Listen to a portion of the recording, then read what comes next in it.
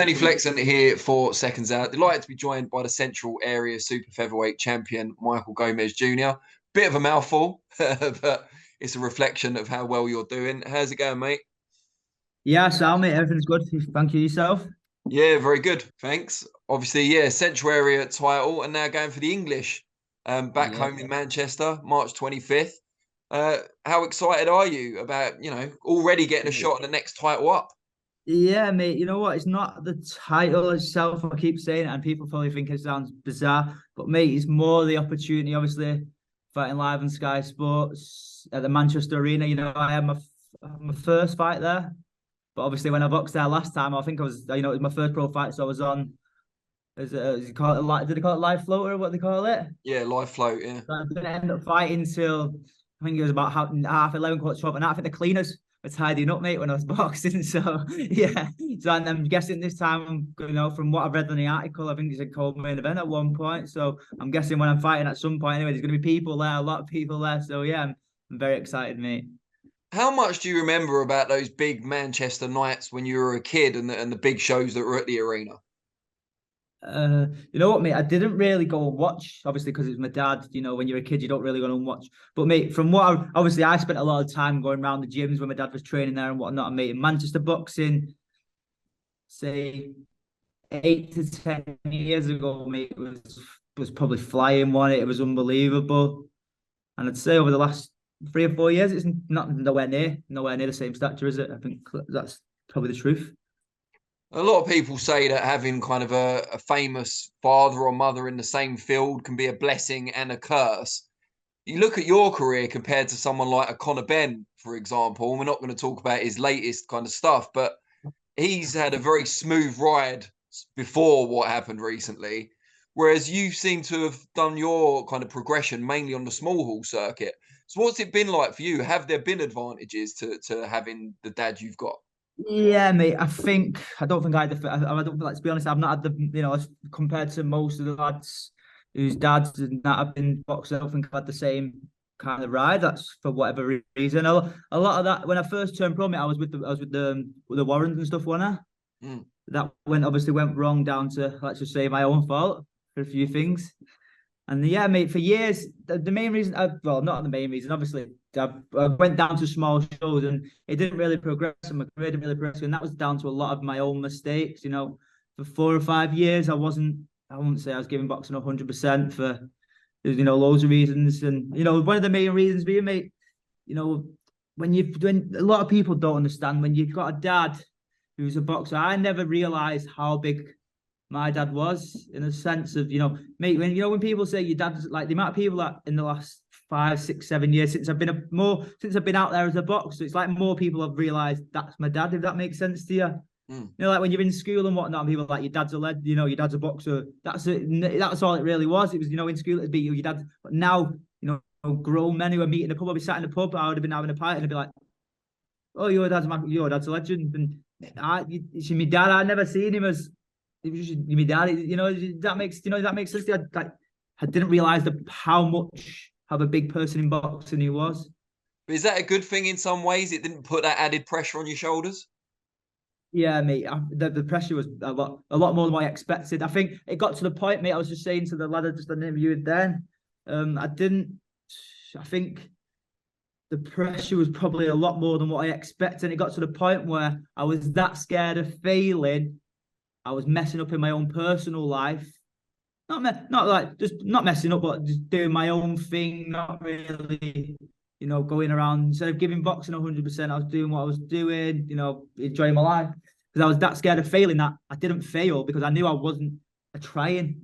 You know what I mean? So I wasn't trying to fail, so I wasn't gonna fail, and that's how I seen it for years. And then after, I'd say about 3 years ago, just before COVID hit, I joined up with my coach Marvin Greaves and mate, COVID, that 6 month period where people were just training, it was just me and him in the gym, mate, it just changed me massively.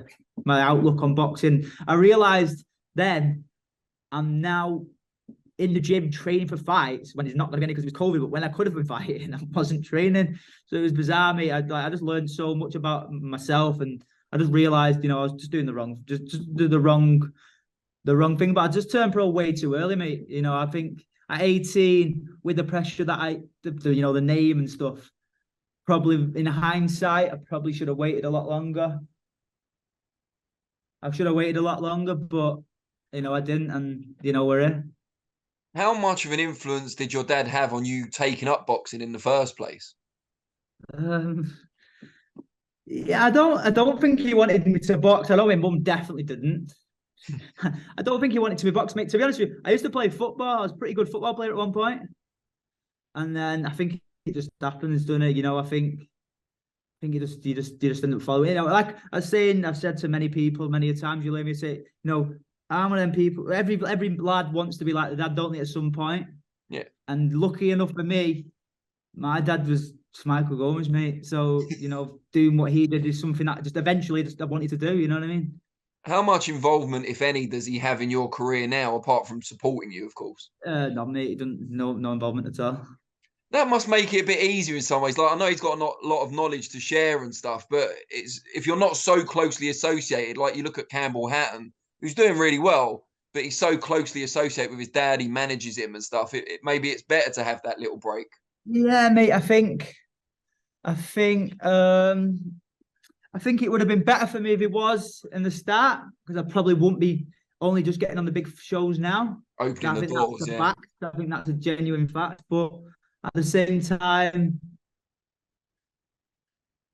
with me turning pro at 18, it's probably a blessing because realistically, I think I've been pro 9 or 10 years. I'm not too sure. Yeah, it's nearly 10. I think Nine it's or ten nearly years. 9. Yeah, realistically now, I'd probably be coming towards the end, wouldn't I? 10 years in this game, hard fights. It probably would have been taken. He's told me. Whereas now I'm hitting my peak. I'm the best version of myself at the moment. So this is the best time for me to be a part of my career. So it's probably the best thing and the worst thing at the same time. And you talked about having like the wrong outlook for a long time until COVID hit. Is that why you had a few breaks in your career? I was looking at your record. There was like a year off here, a year and a half there. Yeah, you call them breaks. I call them vacations, mate. Extended vacations, yeah. Yeah, I call them vacations. I'd say like to living like a rock star. I'd like to call it vacations. Yeah, mate. It's like I say, mate. It come down to now. I'll openly say it came down to I got that worried about failing, mate, and proving people right. I just got to the point where I knew if I was messing up, and I knew I was messing up, no one could tell me, "Oh, you're going to fail," because I knew I was failing anyway. So there wasn't really I wasn't really bothered about other people's opinions, and I think that's what helped me become the way I started to look at. I think that's what helped me become a better person and a better fighter. So you kind of took the time off, did some stuff that got it out of your system a little bit. Because, like you said, you turned pro really young.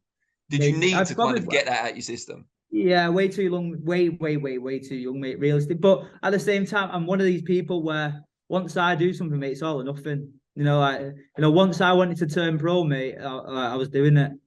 Like no one was going to stop me. So in hindsight, would it have been better if I'd waited 4 or 5 years? Would my career have been how it is now? Probably not. But at the same time, I honestly believe now, looking back, it's probably the best thing. The way it's planned out, it's probably the best thing that could have happened to me. And you got a career best win last time out against Brian Phillips. Now it's an unbeaten kid from Grimsby, Levi Giles, for the English title. Have you seen much of him? What can you tell us about him? I've watched about a minute and a half of him, mate. Honestly, I don't know anything about him. Honestly, that's the God's honest truth. Is that how you prefer it? Like leave it to your trainers to look at stuff like that? Yeah, mate. I don't really care.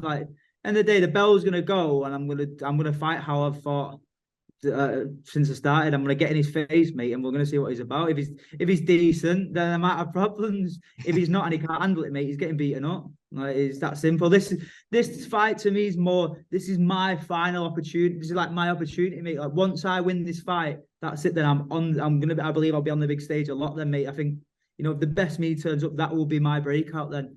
So I'm not really bothered about what he's going to do. I'm just bothered about making sure I'm in that ring. I turn up on my A game. And if I do, mate, then you're all going to finally see, everyone's going to see and be like, this guy should have been on here ages ago. That's what will happen. And for people out there that haven't had the opportunity to see you box previously, describe your style for them. Them dogs that don't get fed and just fight everyone. That's basically it. Basically, yeah, best way to describe him, mate. The best way. But what's going to happen when you start getting fed? When you start getting the big shows and the good purses? That's probably worse. That's probably worse. It's probably the worst thing to mate. Listen, I'm simple as when the bell goes, mate. I like to get in people's faces, and I like to just inflict damage on people. Like that's just how it goes, you know. I don't, getting on the back foot, cow punching, and that. Yeah, it's great, and it's probably something I should do. But yeah, I like to fight. It's that simple. How bothered are you about like the traditional route in terms of titles? Because obviously you've won the Central area, you're gonna hopefully for you win the English. Are you bothered about doing British, Commonwealth, European, and all that, I want to or not? win. Obviously, I want to win the British title at some point because obviously I got to see my dad win two of them, so that'd be fantastic. And also the Commonwealth because he never won that. Yeah. So, that would be kind of, that'd be, we have a bit of that. So, yeah, mate, but titles are titles, aren't there? It's for me, it's about just, I just want to keep making my own. When it's finished, I want people to be like, yeah, his dad was a legend, but the kid wasn't too bad himself, kind of thing. Titles. No one really remembers. When people talk about a fighter, as much as they say, apart from when the world champion, they don't say, oh yeah, he was this champion. No one really cares. I want people to see, say what they say about me as a boxer. And that's the main thing for me. Is there ever any banter between you and your dad about kind of doing what he's done, or even surpassing what he's done? No, mate, we've not really. We haven't really spoken. But obviously, mate, like he'd always say that when he won the British title, he was that good. He had to win it again because he won two of them, didn't he? So like, yeah, it'd be great to, and like I say, winning the Commonwealth title, I'd be able to say, well, you won that twice, but I got this one. So yeah, it'd be a good story, mate. It'd be a very good story. And the British title is actually being fought for quite soon, I believe. Liam Dillon and Kez Ashfaq have been nominated to fight for that now. I think Alex Dilmagani was there, but he's now fighting Zelfa Barrett on a Yeah. Matchroom show. What do you make of that British title fight? Who do you expect to be challenging for the Uh, British? I don't have a clue about either of them, mate. To be honest, I've never watched either of them. I honestly don't. I honestly don't pay any bother to anyone in my weight. Like I don't like when I fight him until then. So be it. Yeah, I know. He was the English champion. One is it? What's he called? Liam. Liam Dillon. Yeah, he and I was. I think I was. I thought I was going to be fighting him at one point, but then obviously he vacated to go then fight for the British, and that's how this fight came about. Because when I beat Brian Phillips, obviously that was a mandatory. Well, that was a mandatory to go and fight for the Eliminate, yeah. English, and he was the champion, I believe, at that time. Obviously, he vacated to go and fight for the British, which obviously anyone would do. What do you, when you're at this stage of your career, obviously you had the Phillips fight, but previous to that, you were probably learning more in the gym than you were in fights. Who, Yeah. oh, go on. Yeah, no, I'd say that the journeyman I fought compared to most of the fighters ain't been the same. As in, I've never fought. Hey, you can check my record. I was talking about this before. I've never fought one of them journeymen who just stand there and let me tee off. I don't think that's ever. And whenever they fought me, they've always come to try and at least try and win for a certain moment of time until they can't, because obviously the name and so yeah. And I've always give up until I said about I think it's about 3 or 4 fights ago. I don't never fight anyone my weight. I'd always give 7, 8, 9 pounds away. I know that's common, but with most a lot of fighters who are meant to be like a prospect and they want to rave up about, they're getting these guys that they knock over, mate. I don't think I've ever fought anyone who's just been a punch bag. Do you think because of that, giving away the weight and fighting these ambitious journeymen, do you think you hit harder than your record suggests? Yeah, absolutely, mate. Absolutely. Yeah, mate. Not to say there was ambitious journeymen, but there was ones that there was good, solid journeymen who was fighting 2, 3 weights above, mate. And if they're not getting stopped up there, someone 3 weights below isn't. He's not. It's not. I'm no Golovkin, mate. I'm no one-shot knockout merchant. So that was never going to happen. But yeah, I hit way harder than what other than people think. And have you mixed with better people in sparring than you have in the ring so far? Yeah, mate. Yeah. Probably. Yeah, not well. Yeah, I've only fought obviously Brian Phillips, and then I fought when I won the area title. The guy was he 5-1, 5-2 at the time, 6-2, Yeah. something like that. Yeah, other than that, yeah, mate, probably yeah. Who have you kind of moved around with in sparring, or who's the good ones? Who's impressed you? I've over the years that I've sparred in general, probably the best person I probably ever sparred was rather Paul Butler Hmm. when he was preparing for Stewie off fight. I sparred him Oh yeah, quite a lot. Yeah, so yeah, mate, he was unbelievable. Paul Butler's for me, yeah, I think he's probably one of the best. yeah, he's an excellent fighter. I used to Yeah, I love think yeah, watching he's him. class, mate. He's very good. And you talked about kind of winning the British title and then the Commonwealth because your dad didn't win it. Do you ever look beyond that, like in the quiet moments? Do you think about kind of? Honestly, mate, like people are gonna probably think, obviously everyone's done interviews and says I want to be a world champion. It's not that I don't want to be a world champion. I know it sounds stupid when I say that, but mate, to be a world champion, you need not only do you need to be good, you've got to be lucky, mate. How many fighters who have gone on to win world titles? It ain't that good. They just had the luck of the draw, and you've had fighters who are fantastic who've just been unfortunate and don't. So that fact makes you can't help that path happen. Do I want to be a world champion? 1,000,000%. You know, I didn't not say not that I'm not boxing, because obviously what would be the point? That's the main goal. But I know to be a world champion, mate, not only do you have to be good, which I believe I'm good enough. You know, what there's people that are nowhere near as good as me that have gone on to win world titles. But at the same time, I know that you need to get that luck of the draw. You need to have the right people behind you who can just make them little moves here and there. So yeah, mate, obviously I'm not, but I'm also not deluded. I'm not one of these people that are going to say I'm going to be a unified world champion, this and that, because I know it takes a lot, mate, behind the scenes as well. You have to have the right people to get them certain moves, certain bypasses, certain fights and whatnot. Great stuff. Now, before I let you go, just tell people out there, because this is your big kind of coming out party, your big night on the big stage. How can they follow you on the different social media platforms, get a bit more, get to know you a bit more? They got, I don't even know my Instagram. Michael, I don't actually know what it is. You'll have to bear with me. Let me tell you. Give me a second.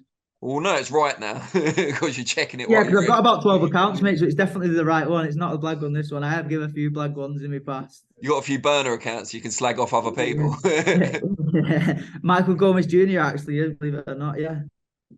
That's it. I actually thought it was different to that. So yeah, there you go. Brilliant, good stuff.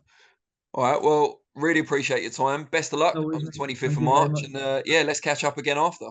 Yeah, I'm sure, mate. I'm sure you're speaking to the English champion on 25th after the 25th of March.